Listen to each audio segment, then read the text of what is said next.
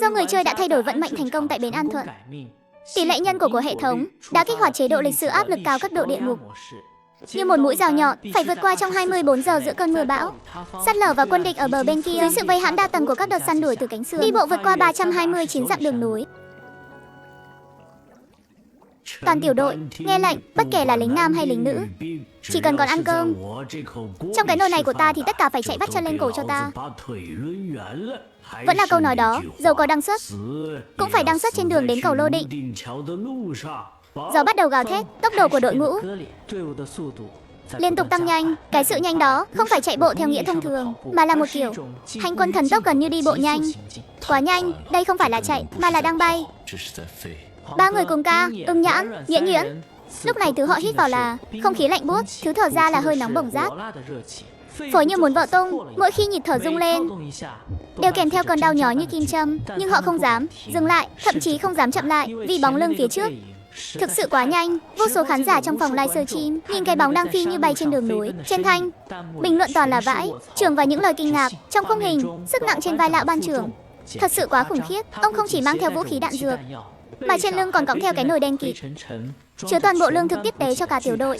Thế nhưng dù mang trên người đống sắt thép đó, ông vẫn bước đi trên con đường núi gập ghềnh, thậm chí dùng cả tay chân leo trên vách đá dựng đứng.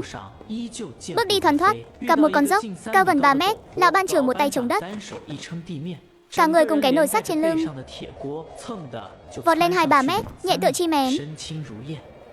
Theo sát vào, đừng để rớt lại. Trong lúc đang chạy tốc độ cao, ông đột ngột dừng lại 2 giây, đưa bàn tay phải đầy sức mạnh, chộp lấy một chiến sĩ suýt chút nữa trượt xuống vực sâu, nhấc bổng lên, sau đó tay trái đẩy mạnh một chiến sĩ đang bị tụt lại, tạo ra một lực quán tính lao về phía trước. Trời ơi, mạnh quá! Trước đây chỉ thấy ông ấy là lãnh đạo tinh thần, là người cha hiền, giờ nhìn lại thì đây đúng là chiến thần mà. Ông ấy thật hoàn hảo, thật mạnh mẽ. Đó là bàn tay có thể cầm hàng nóng và gánh vác cả tiểu đội. Rốt cuộc là bối cảnh gì mới khiến ông ấy trong lịch sử thực tế phải để lại bàn tay này tại bờ sông Đại Độ? Chú ý dưới chân, hạ thấp trọng tâm. Phía trước là bãi đá vụn trống trải, tăng tốc đi qua ngay. Cùng ca vừa bước chân vào vùng trống trải, không có bất kỳ cây cối nào che chắn. Ngay lập tức những tiếng nổ dày đặc nhưng trầm đục vang lên từ bờ bên kia sông Đại Độ. Có lẽ đạn bắn trên nền đá vụn.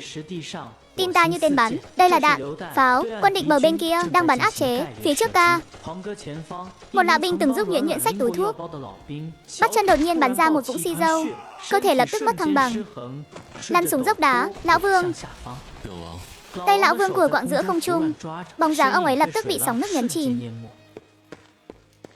Khốn khiếp, quá đáng lắm rồi.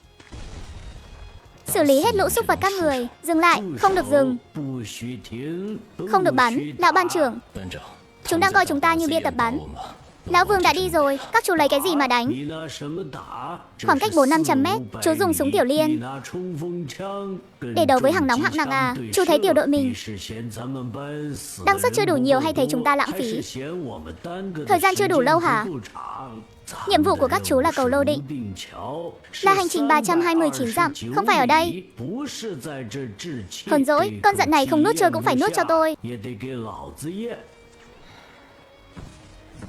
Cùng ma tử nhớ lấy, cho cắn chú một miếng.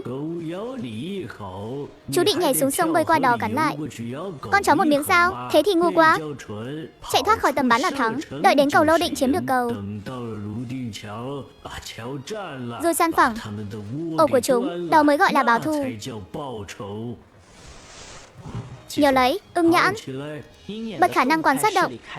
Tầm nhìn của anh ta bắt chọn một viên đạn bắn trúng vách đá, tia lửa bắn ra, đầu đạn đổi hướng kỳ quái lao thẳng về phía lão ban trưởng đang chạy. Ban trưởng có bản năng dã thú được rèn luyện nhiều năm trên chiến trường. Ông ấy còn không kịp suy nghĩ, cơ thể gồng mình né sang trái ngay khi đang chạy tốc độ cao. Dần, lão ban trưởng chống một tay xuống đất rồi bật dậy, liếc nhìn ống dỉ vợ trên bức tường đen, chỉ có một vết đỏ nhạt, da còn chẳng xước. Làm cái gì vậy? Phía trước là khe núi. Cút vào đó cho tôi.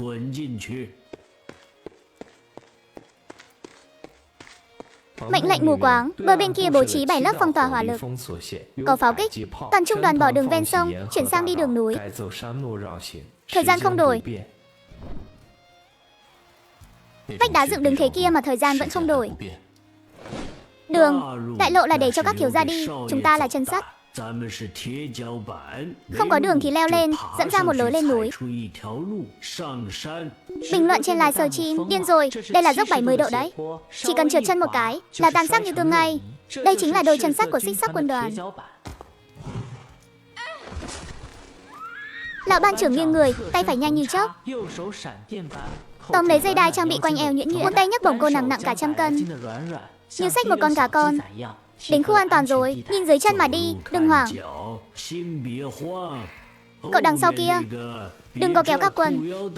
Bám vào rễ cây ấy, đứt cả quần tụt xuống. Là tôi không chịu trách nhiệm đâu đấy. Trong hàng ngũ vang lên những tiếng cười khúc khích. Bầu không khí căng thẳng, bị xua tan trong chốc lát nhưng Cuồng Ca và Ưng Nhãn lại không thể cười nổi. Cả hai nhìn chằm chằm vào cánh tay của lão ban trưởng. Cánh tay phải vừa cứu nhuyễn nhuyễn, nó rất mạnh mẽ, ổn định và linh hoạt. Cảm giác tin cậy vô đối đó thông qua kính thực tế ảo đập thẳng vào trái tim của mỗi khán giả. Cánh tay này, sự an toàn này, lão ban trưởng quá đỉnh luôn. Bây giờ cánh tay này càng mạnh, tôi lại càng thấy khó chịu. Đừng để mất nhé. Giờ thứ 15 của cuộc hành quân thần tốc. Trời tối dần, mưa tầm tã. Đội ngũ phía trước dừng lại. Một vách đá trơ trụi cao hơn 3 mét. Chặn đường phía trước, vách đá đầy rêu xanh, hiểm trở, không có chỗ bám. Cuối hàng tránh ra hết. Dẫm lên vai lão đầy này. Lão ban trưởng, cháu còn trẻ, để cháu làm thang. Nói bậy, trụ của lão là vững nhất. Lão già nhất, mau lên đi, đừng lề mề như đàn bà nữa. Lên mau. Cuồng Ca nghiến chặt răng. Một chân dẫm lên bàn tay đang giữ bao của lão ban trưởng, một chân dẫm lên bờ vai dày rộng. Cuồng Ca có thể nghe rõ tiếng từ lão ban trưởng. Tiếng xương cốt kêu răng rắc nhưng lão vẫn bất động, vững chãi như một pho tượng. Một người, hai người, cho đến khi tất cả đã lên hết. Lão ban trưởng một tay xách nồi, đột nhiên chạy nhanh tới, thấy cái nồi, được Cuồng Ca đón lấy. Lúc này lão ban trưởng mới nắm lấy dây, giơ Ưng Nhãn quăng xuống để leo lên vách đá.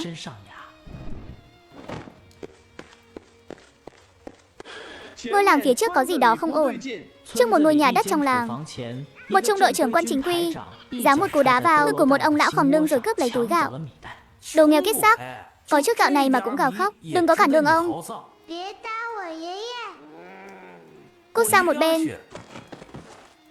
Cháu không nhịn nổi nữa. Ban trưởng, đánh thôi. Đánh thế nào? Xông thẳng lên. Tôi đang hỏi chú là đánh thế nào mới có thể cứu được ông lão và đứa nhỏ, chứ không phải là hại họ đăng xuất.